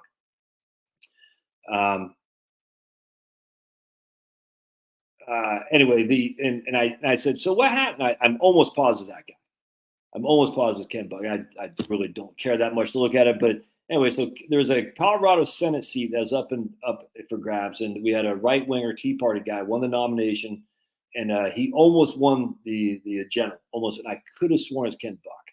And if I'm wrong, that's fine. And I say, so then he didn't win that, but he got enough name recognition to run for Congress, and he won in 2014 when they had the Republican mass turnout against Obama. And turns out Ken Buck is just another politician. And we had Joe Miller, remember, in Alaska, and then I wondered always, because there are some guys who stay true, and I think Joe Miller would have been one of those guys, but they all suck, dude. Well, I completely agree. It's insane how this works, dude. It's freaking insane.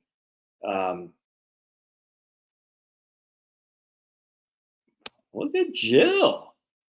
Hey, Jill. Look at Jill. I know what I'm saying. They hate you. I mean, they literally hate you as a white man. That's just a fact. Oh, but Joe Biden's a white male, and he's in office. Oh, come on. I don't want to get you guys. I like reading your moon landing stuff. I don't want to get into it because you guys keep talking about it. I find it fun. You guys are talking about it. I don't want to get involved in that because, like I said, it's just I just don't feel like I haven't looked into the moon landing for about probably about a year or something like that. I'm a little bit rusty on that, to be perfectly honest with you. But I have a whole bookmark of moon landing stuff, which is fun. It's fun, man. I enjoy it. But I have other things of conspiracies. I just don't really care that much. I'm like, the Rothschilds, the Rockefellers, who knows who owns everything. But there's a guy named Matt from Quantum of Conscious YouTube channel. And a big conspiracy guy. And I completely take with him. He's like, once what happens as you're a conspiracy theorist, he calls it the not milk. That's Clinton backwards. It's like the aura that's out there, the ether, whatever runs the world, basically will give you enough bread crumbs to chase your tail down all these various rabbit holes. Is that doing you any good? Because at some point you just got to say, I have my worldview and I'm okay with it. I'm open for other evidence, but I'm not going to chase more things because it just wastes my time. It bores me. It's not what I'm supposed to be doing. He talks about worry about yourself. Worry about yourself. Do what you're supposed to be doing on this earth. And Matt is not a Christian. He believes in a creator, you know what I'm saying, but not a Christian. And I'm like that. I am a Christian, 100%. But I think at the end of the day, to waste your time on these various, the same thing with like Twitter, hearing these guys I don't care. Like a black guy saying how white guys are bad. You don't see too many white guys saying black guys are bad, but there are some there. It bores me.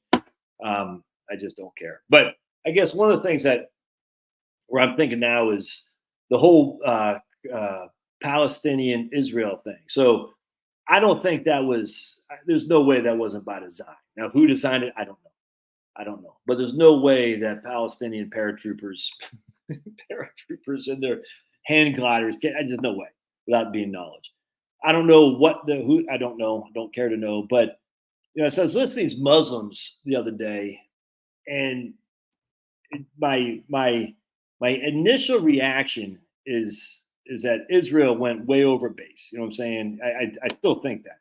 I don't like the idea that you can just resettle 1.5 million innocent Palestinians. I get the gist of wanting to get Hamas. I get that, but I think it's overreaction, what I understand. I guess that makes me anti-Semitic, which is freaking stupid. But then I was listening to these Muslims the other day, these American Muslims who are new here, and they swallowed because these are college-educated Muslims, not your typical Palestinian or anything like that. A college, and they swallowed hook, line, and sinker the anti-white stuff that colleges are preaching. And they're like white genocide, white colonialism. And I'm like, you never heard of Muslim colonialism, you freaking idiots? You know what I'm saying? I mean, it's idiotic. And I'm sitting there thinking, yeah, I don't. This college stuff is creating the biggest and I'm somewhat sympathetic towards what's going on to Palestinians. I don't like it, but when I hear is this their side? I don't want anything to do with those people either. You see what I'm saying? I don't want anything to do with the freaking Ben Shapiro's of the world. I don't want anything to do with those people either. I just leave them, let them fight it out over there without our money, and certainly without our money, and certainly without our bodies. For heaven's sake, just let them all go at each other and figure it out. Because the anti-whiteism has been perpetuated well before the Muslims came here. You see what I'm saying?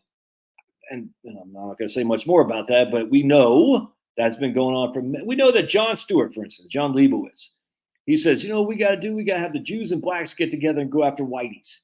Michael Moore, what we got to do? We got to get the Jews and the Muslims to go after white Christians. This is a problem. And I don't want anything to do with any of those guys. You know what I'm saying? Because they all suck. Because I'm white. My kids are white.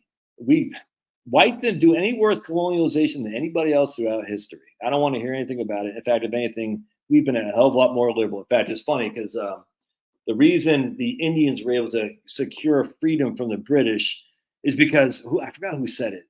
It wasn't Gandhi, but it's somebody else that said it. It's a British guy. The only reason they're able to do it is because the Brits are basically allowed them. Essentially, because they're not monsters. Anybody else would not have been able to secure their freedom. But because the Brits were westernized white Anglophobes or Anglo-home, what's it called? Anglo-home, whatever it's called. With decency, they did not just slaughter everybody. Now, you could say, who's the guy who went to Congo or something like that? It was a Belgian guy. Some of that did happen. Yeah, well, welcome to the world, man. Some of that's been happening all over the world. I'm so sick of this. Oh my goodness, white colonialism. And I hear Muslims talking like that. I'm like, then get the hell out of here. I don't want you here. Screw that. This is a great land. The fact that you're here and then you're going to use, what is it that about these people, not just Muslims, what is it about people who come here? What's that chick's name in freaking Minnesota? You know what I'm saying? And she's obviously Somalian, Ilhan Omar. And use our system against the very people who created the system. Why are white people always on defense? This is what I don't understand. Screw all that. That doesn't mean you're like, I just know. I said, no. You came here under our kindness, and now you're going to bash the freaking country that allowed you to get away from your hellhole in Somalia. Now, frankly, we should never be there ever again. We should never be to Libya. We should never be anywhere. You guys fight it amongst yourself. Israel, Gaza, freaking Hezbollah on the other side, go crazy, man. Should have nothing to do with us. That's what we should do, because this is nuts. All we're doing is creating all these freaking hellholes, and we say, it's our responsibility to open it up. No, it's not. They all can kiss my big fat behind. Jill, you asked a question about bonds. I forgot. Ted says, I guess I'm wrong here. What do we Yeah, 100%, James. There's no way that happened. At least not the way they're saying it. No way. So what caused it? I actually think what caused it is they want to get rid of Netanyahu. Is their version of the deep state. They want to get rid of Netanyahu. I think what they did is they said, hey, if we make this happen, it'll create such a crisis for Netanyahu, he'll have to go. And they might be right, to be honest with you. They might be right. I'm not a big fan of Netanyahu, generally speaking, but I think at the end of the day, he's their kind of like, I don't know how to say they're Trump, but I could see them, they're creating a crisis to do anything they can get rid of that guy. All right, so what's the question? Bonds are bonds, a fixed instrument that pays interest, not dividends. As the price of the fund goes down, the interest percentage changes relative to the price. Yeah, that's right. I mean, no, what I'm saying, Ted's right. A fixed instrument that pays interest, not dividends. As the price of the fund or bond goes down, the interest percentage changes. It's like a dividend. That's the same thing with a dividend. The dividend yield goes up as the share price goes down. The dividend yield goes down as the share price goes up. What's the what's the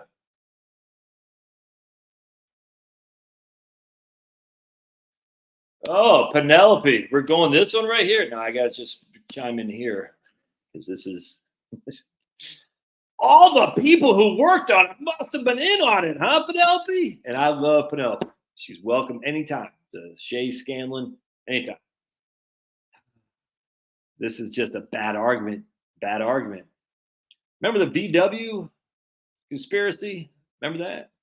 Well, all the VW people had to be in on it. All the makers of VW engines and their diesel engines had to be in on it.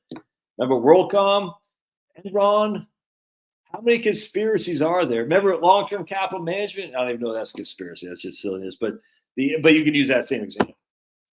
There's a million different conspiracies that very few people are in on. The idea that all these people, 400,000 people, that's what we hear all the time. 400,000 people had to know about it. Why?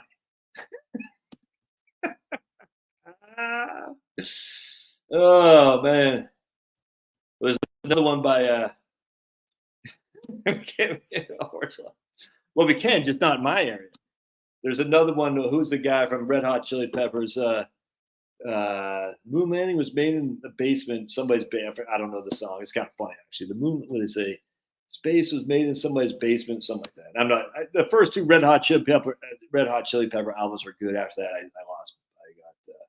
All right, I got to see Jill's bond question right here, so I got to go back to that.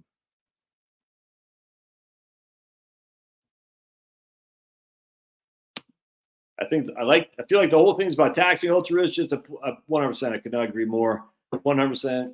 What about healthcare? We talked about that. I'm not even going to say anything about that because that would be what the hell is Jill's question? All right, here we go. Question: bond funds. When yields rise, prices fall. Well, it's the other way around, actually. When prices fall, yields rise. So we got to put that, the apple, not the apple, the chicken, the egg. What came first? Well, in this case, prices fall or rise, and then the yields do. But you still get higher dividends as dividend. Again, as interest, not dividends. But so what happens here? All right, so let's draw this out, Jill. Do you believe? And by the way, REM sucks. Horrible band. I don't get the appeal of that band at all. Oh, have they had one song that's any good? Oh, yeah. All right. So always remember. So let's just burp. Sorry. So a bond is issued at 100, matures at 100. Right. So we know that we're going to establish that premise. You issued a bond at 100. At maturity, you get $100 back. In the interim, you're getting 5%. All right. So 5%. So we're going to take our current yield. I got memory. So there's is it the price over the coupon over price, right? Coupon over price. 5 divided. I got 5 divided by 100. Yeah. All right. So let me draw this out. And I talked about this in my course, Jill. Apparently, you haven't either bought it or you haven't watched it yet. So current yield is coupon. Excuse me, coupon, not yield. Couponed over price. So this is what that's current yield. That's the coupon over price. That's how you get your current yield. All right. So if we have a 5% coupon, the price is 100. Right, so that's what we got in this case. The price is still 100. It hasn't changed though because we just got issued. Our current yield is what? And it's 5%. Right? Everybody with me on that so far?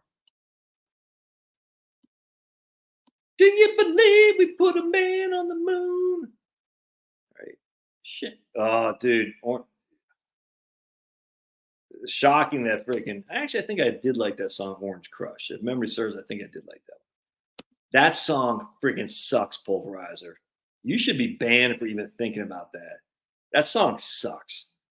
Man, Pulverizer, I'm going to ban you just for that remark. There's another song that's out there that REM does. I'm like, how does anyone like this? Oh, well, now I know because Pulverizer. Shocking. Pulverizer likes REM. Pulverizer probably has a picture of that guy. What's that guy's name? The bald head guy, Michael something.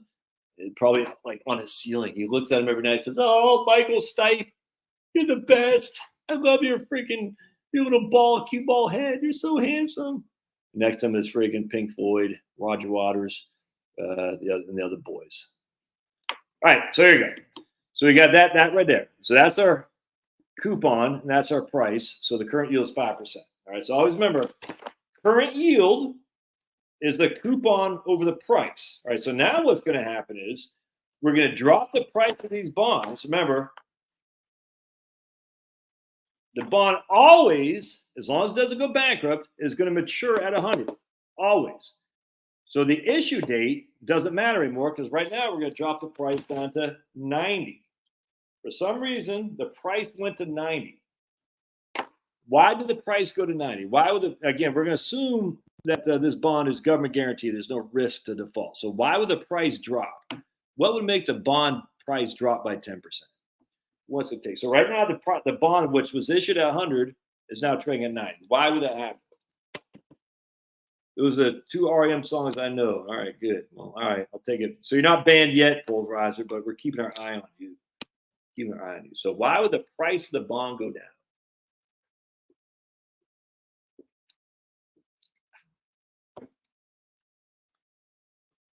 Interest rates increase to cause price to drop 100%. But interest rates on what though, Ted? Did interest rates this drop? What interest rates though? Did the interest rates this? Because that's the interest rate. That's our coupon. That's the interest rate we're getting here. Right. So basically the other rates. So new bonds were issued at a higher interest rate than this coupon. So we were locked into this 5% bond, and all of a sudden interest rates went up. And so the same corporations or governments are issuing new bonds at a higher interest rate on new issue bonds, right? 100%. Right on. There you go, Jill. Right on. Absolutely. On new issue bonds. So now you're saying, well, I can buy a 6% bond at 100 because, again, most bonds have a par value of 100, which could be 10,000, but generally it's priced in this term.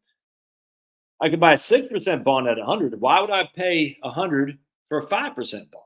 That doesn't make any sense. So to justify, I have to drop. I'm not going to pay. I'm going to pay this lower price because I'm not going to pay 100 for a 5% bond when 100 could buy me a 6% bond. But for a guy who owns that 5% bond, if he wants to sell it to me, he's got to make it worth my while. He's got to lower the price. And there's a calculation that exactly how much that price should go down to. So now we got a $90 bond here at a coupon of 5%. So remember, the coupon is still 5%. So we go current yield equals 5% over 90. All right. So then we take our trusty calculator, 5 divided by 90. And now our current yield is 5.6%. So that's our current yield, 5.6%. So it's gone up from 5 to 5.6. But has anything changed for Jill? Jill bought the bond at 100 with a 5% current yield. Has anything, now her current yield is 5.6.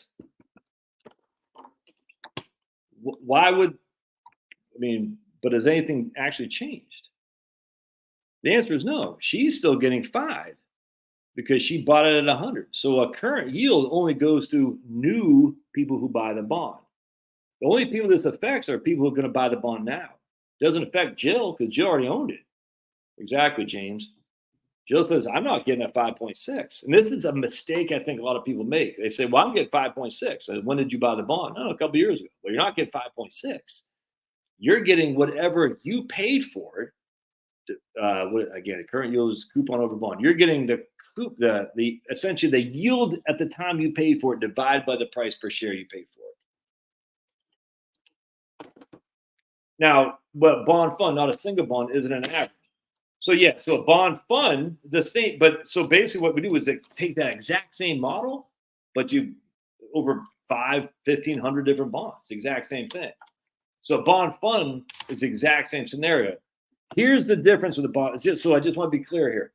So that individual bond scenario is applicable just in multiple cases on a bond fund, Joe.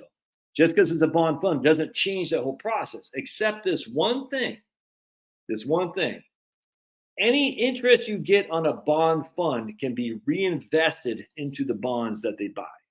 All right, so I want to be clear on that. You cannot reinvest if you own an individual bond and the interest you get off it, it doesn't reinvest into the bond. Not like a CD at the bank where you can reinvest your interest or a dividend stock. All right, so if you have a bond fund or ETF, 100%. If you have a bond fund or ETF, if you have an individual bond, you cannot reinvest that income. It goes into your checking account or whatever, or you can go and buy some water. Can't reinvest. A bond fund, on the other hand, yes, you can reinvest the income you receive. So now that 5.6% income, or the yield that you're getting, and we'll use this in the overall scenario here, that would be your new reinvestment percentage. That's your new rate of your reinvestment money. All right, so what we call them, like Ginnie Mae, for instance, they have reinvestment, any kind of bond fund will have reinvestment risk. Reinvestment risk is if I have a 5% coupon, again, that's my current yield, and then the interest rates go down, right? And the interest rates go down. Now the price goes up, so the current yield goes down, right? So what happens here is I have, if the interest rates go down for whatever reason, the Fed cuts rates, excuse me about the price, the interest rates go down for whatever reason, now the income that I generate off a 5% coupon, I can only reinvest in a 4% coupon. That's called reinvestment risk. When interest rates drop, I do not receive the same income. I have to reinvest it in a lower income paying bond. I hope that makes sense. I'm not sure I'm explaining that very well. So bond mutual funds have reinvestment risk. That you were getting 5%, 5%, 5%. Now the interest rates drop. Now the income that you're investing, because you can invest it back into bonds in a mutual fund or ETF. But now the interest rate has dropped, so you're only getting 4%. That's called reinvestment risk, because you're not making as much money as you were before. The counter to that, which I talk about in my course, is interest rate risk. Interest rate risk is just what we talked about there. The interest rates go up, and now my price per bond goes down. So now I have less of a share price, and I'm not getting more interest for it. It's so with bond funds, you're reinvesting that income, and you should do that, frankly. Now, are they able to bond fund magically or ETF magically to reinvest in the individual bonds they own? No. Bonds don't have reinvestment, but bond fund. Because remember, if one bond or 100 bonds, it doesn't matter. They all operate in the same scenario. So bonds don't have reinvestments. Now, the bond fund does, because they're, let's say a Vanguard bond fund has $50 billion of assets. Every day they're generating some kind of income. And they're taking all that income and they're going out and buying new bonds. And new bonds will pay whatever new bonds are paying. Anyway, so what happens with a bond fund, when the price goes down on your bond fund, that means interest rates are higher. So you got hit with interest rate risk because interest rates went up, the price went down, and you're like, oh man, I had a $100 bond, now it's only worth 90. That sucks. But now, when all this income is generated off your bonds and the Vanguard ETF or mutual fund is reinvesting it, they're reinvesting at a higher rate because interest rates went up. It basically offsets itself, essentially, if that makes sense.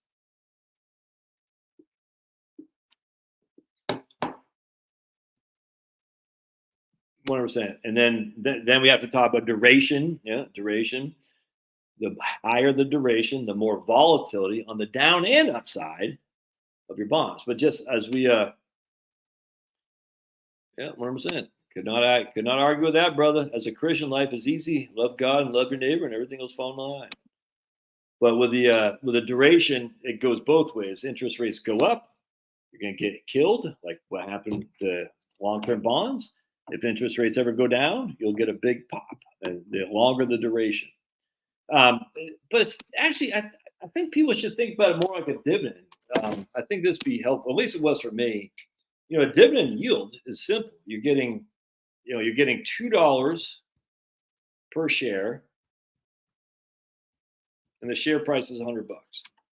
And it just so a bond is remember a stock can go bankrupt. A bond really can't. It could, a corporate bond, but not likely. So dividends. So that's your yield here is 2%. You got 2% dividend yield because we're getting $2 a dividend per share on a $100 price. If the price falls to 50, our dividend yield is now 4%. So we lost 50% in the share price, but we increased our dividend yield by 100%. But no, we didn't. This is only for new investors. We're still getting 2% because this is I think Ted's one who, somebody said it. Yeah, I'm still a fan of Wellington. Yeah. Hey, look at James. Right on, James. I bought the course 11. Thanks, James. Appreciate that. So here, a lot of people think I have a stock that's paying 4%. Like, well, when did you buy the stock? Well, I bought it 5 years ago. Well, then you're not getting 4%. The only thing you're getting 4% on would be your dividend reinvestments. That's it. And you are getting 4% on that. Don't get me wrong. But your other stuff is not, because the other stuff is paying, you only get $2 a share at your purchase price. So again, just like let's talk about the bond, when it pays the income, yeah, you're getting that 4% if you reinvest, but everything else is still sitting at that 2%. And so a lot of people think, oh man, my stocks are killing it. So why? Because I'm getting 5% dividends. Say, are you? Yeah. When did you buy it? 5 years ago. You're not getting 5%. You might be getting more. You might be getting less, but you're not getting 5% now. Yeah. Look on the Yahoo thing. It says paying 5%. Yeah, but that's paying 5% for people who just bought it. And you're just buying it when you reinvest your dividends. Don't get me wrong, but it's a fraction of a share. Not that big a deal. Yeah, some bond funds do call it dividends. That drives you up the wall. I hate that. In fact, even the credit unions call it dividends for their money markets and their CDs. That drives you up the wall. Let's see. Portfolio day 30 footnote. So I'll have to look at there. When do they think they'll begin to cut? I thought June. I could see them push it back to July.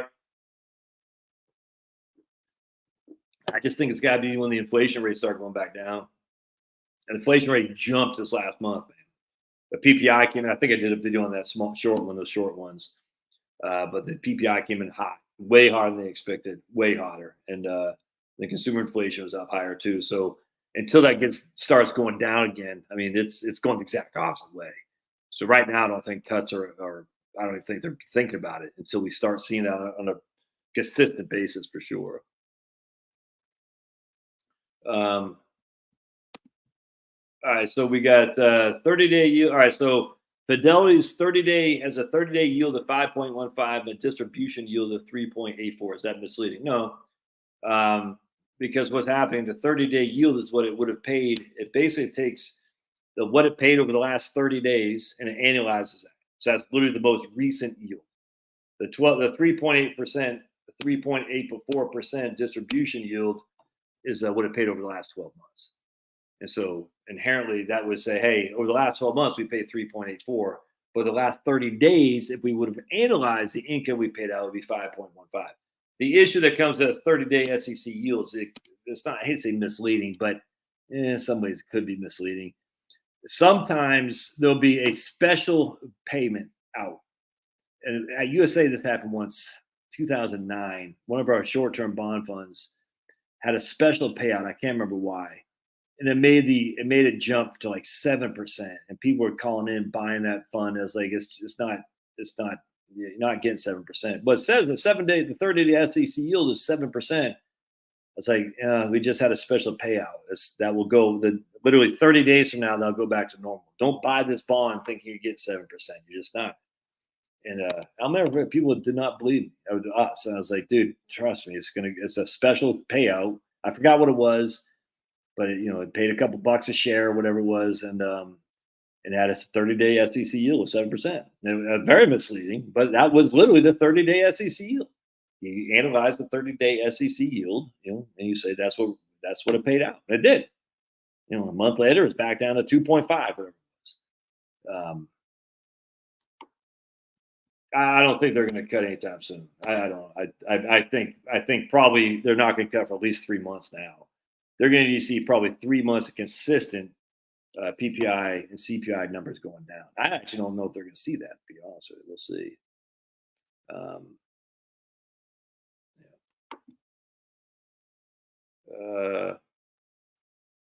Yeah, I kind of agree with that, man. Rather they hold the same rates for long term, so people aren't so credit dependent. I tend to agree with that. Let's not have the freaking this stuff. It's you can't plan one like that. I had no problem if they keep it at 5%. That works for me. All right, well, I guess that's pretty much it, man. It's been 2 hours, but God bless. Appreciate. Let's say quick prayers, huh? Let's thank the good Lord for allowing us to gather together. Let me just get rid of this thing right here. Heavenly Father, we just glorify you. We try to glorify you in all we do. We obviously fall short. We're just so grateful that you offer forgiveness. And if you can forgive us, good Lord, the creator of all of humanity, all the universe, why can't we just forgive ourselves? Give us the power to forgive ourselves for our misdeeds, because there have been many. I know I've committed my fair share, well above my fair share. I've done many things not to glorify you, Lord. I'm so grateful of your forgiveness. I'm so grateful of your patience with me, of you sending your only son, Jesus, to suffer and die a horrible fate on a cross so that he would open the gates of heaven for us. Lord, I'm not worthy of your love, but yet you give it to me. I'm not worthy of your forgiveness, and yet you give it to me. I'm just so grateful for you, Lord. All glory to God. In Jesus' name we pray. Amen. All right, so get out of here, man. I get a little bit tired. Look, I'm tired. I'm like Stone Pablo.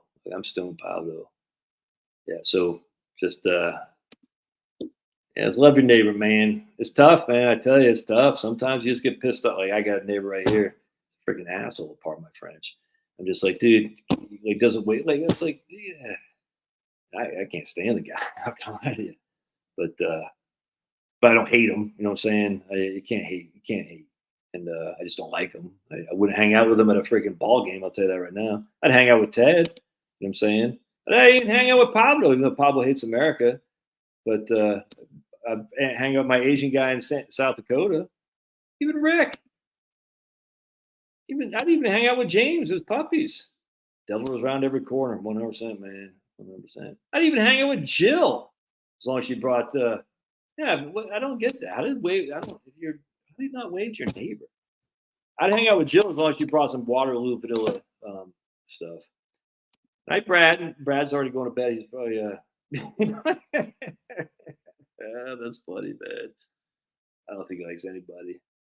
Pablo's retired. He's cool, 100%. No, he works for AT&T, as a matter of fact. Yeah. We got simply forgive. Oh, hey, simply forgive. You're good looking. Glad you're on here. Yeah, I like having good looking black ladies on my channel. That's fantastic. Always great information, righteous thoughts. Look at Broken Arrow playing the guitar up there, strumming that 6th string. I think it's a 6th string. Look at Broken Arrow. Man, I like having Simply Forgive on here. That's a nice. It's good to look at. Nice, pretty lady. So who'd you rather look at, her or this guy right here? But not James. Her or Broken Arrow? Simply Forgive or Broken Arrow? Look at that. Do I know that she's black or a lady? I don't, but she got a picture up there, so I'm assuming good. I'm assuming that she is. And then she said great prayer, so she might be a bot. What I'm saying, they're both. Yes, I am. I know, Ted. Look at that nice smile. I tell you, there's nothing better than a good smile. I don't know why. One thing I tell my kids: look at that smile. That is just gorgeous. Oh man, she's good looking. I'll take the Broken Arrow, said Jill. Look at Bruce. Good Pam. So I tell my boys, I said, man, make sure you're. Yeah, Josh is. I know. I said, tell my boys, just make sure you're smiling. Look at Broken Arrow. It's a match made on a 5-string bass. James knows what's up. I said, just make sure you're smiling at the ladies. All these guys say they want to. Oh man, Simply Forgive is not a bot. Very good looking, Simply Forgive. We like having you on board. Appreciate you being here. We are all blessed for Josh's entertainment. Oh, man. Anyway, I tell my sons, I say, just smile. Girls like when you smile at them.